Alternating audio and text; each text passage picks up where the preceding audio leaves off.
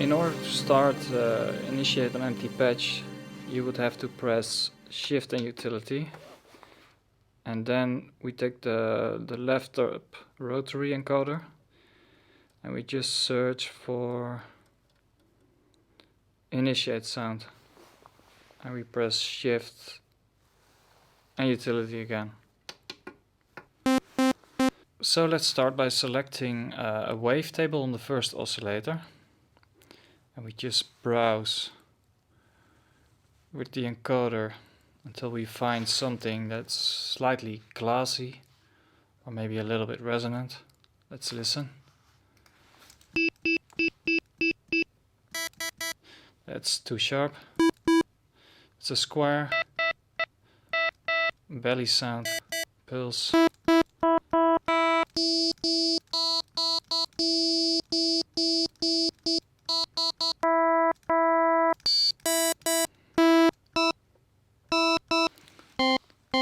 Let's go for this transient wave shape. So in order to make a pad sound, we of course need a proper release time on the amp envelope, and also some attack time, to make the sound glide in volume. So what I'm gonna do, I'm gonna select the amp envelope page, and I'm going to select a longer attack time, and of course I want to release the tone, so I open up the release,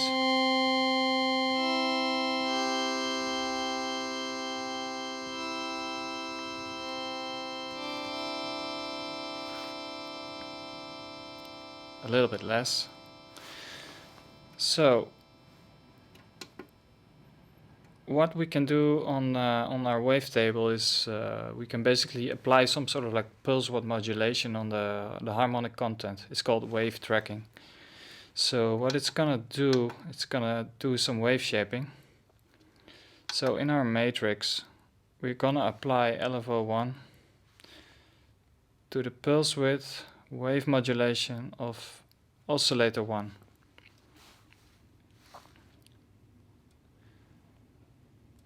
And here we're gonna set the amount in the next page. Listen.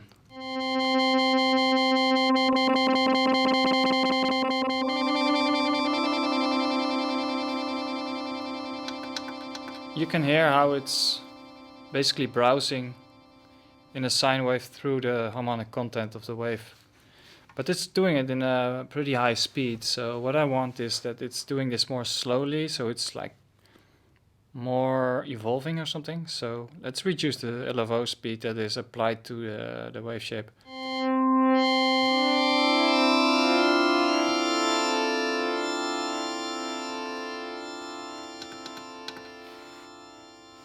This sounds pretty organic.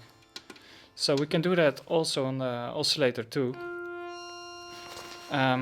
So we're gonna select another wavetable on oscillator 2. And what I'm gonna do is turn down the volume of our first oscillator so we can accurately, specifically hear what we can create on oscillator 2. So oscillator 2 level is up. For now it's a square, virtual analog shape. Let's look for another wavetable. This is a really soft sound.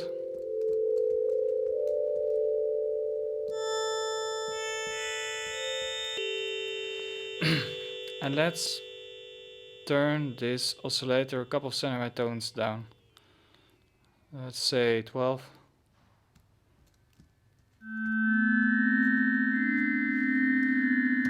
And what I'm gonna do as well on this one is that I'm going to select another LFO to modulate the wave content, so the wave shape. So in order to do that, you go to the matrix, select modulation 2, select LFO 2, and we go to oscillator 2 PW WAV. So this is also like pulse width wave modulation. And we go to the second page to set the amount.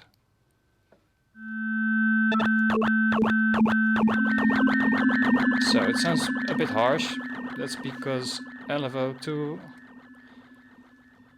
is moving really fast.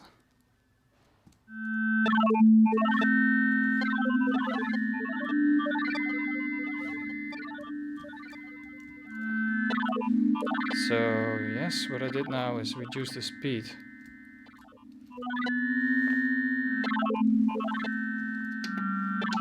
Okay, and let's go back to the oscillator section, and what I will do now is add the volume of oscillator 1.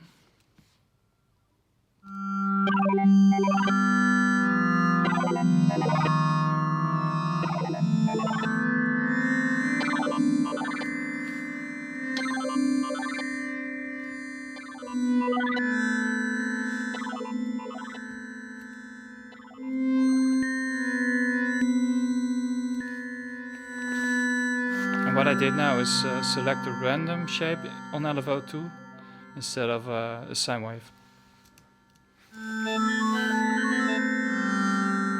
So you get more like unpredictable modulations on the wave content.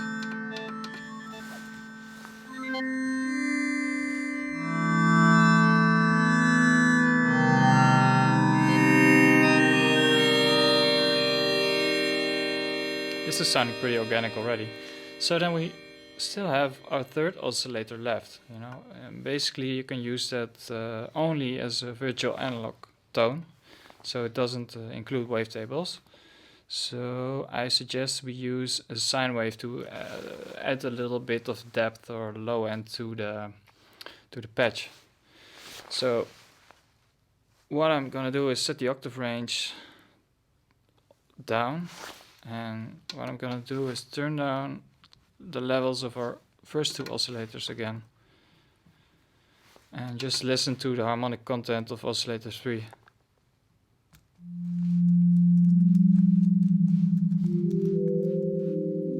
It's a really soft tone, round and soft, just a perfect sine wave.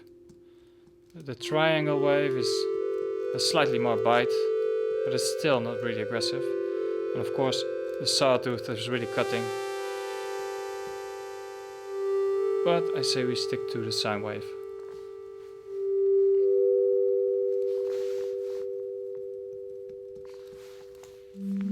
Okay, let's add back our other two oscillators.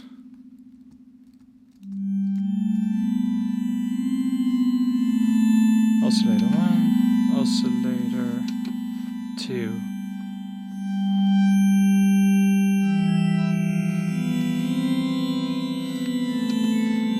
And let's lower the level of our third oscillator a bit, because it's too light in my opinion.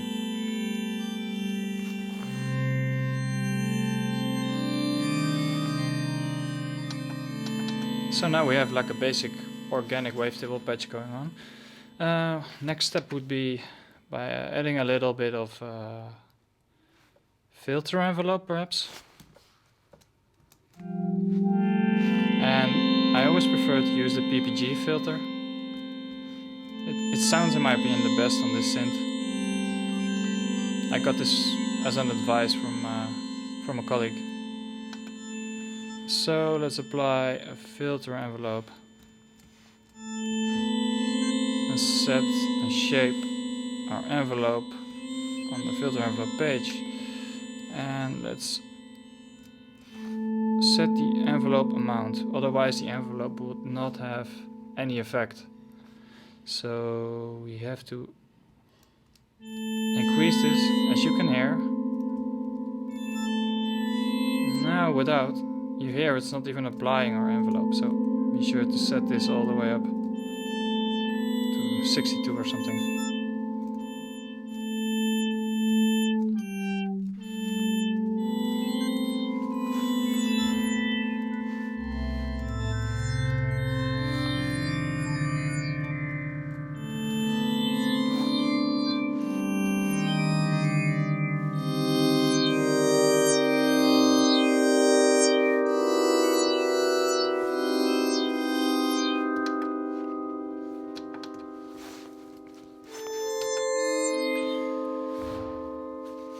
in order to make our sound a little bit more round, we could apply a slight amount of chorus.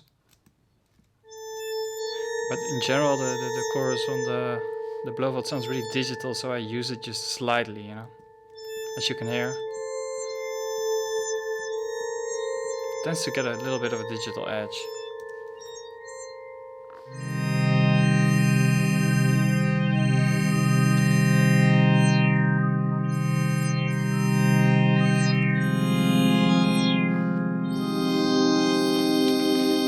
And what we can do to give this sound a bit more variation in the sense of pitch and harmonics is slightly detuning the oscillators from each other. So this is oscillator 1, detuning a little bit down. Oscillator 2, slightly up. And there's oscillator 3. You hear it pitching, just slightly, a couple of fades up.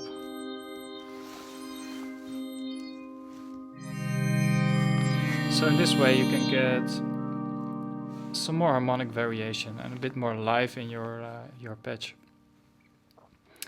And it gets some sort of more like a natural feel. So yeah, this is how I basically create my patches on the Blofeld, and well, this is how the patch sounds.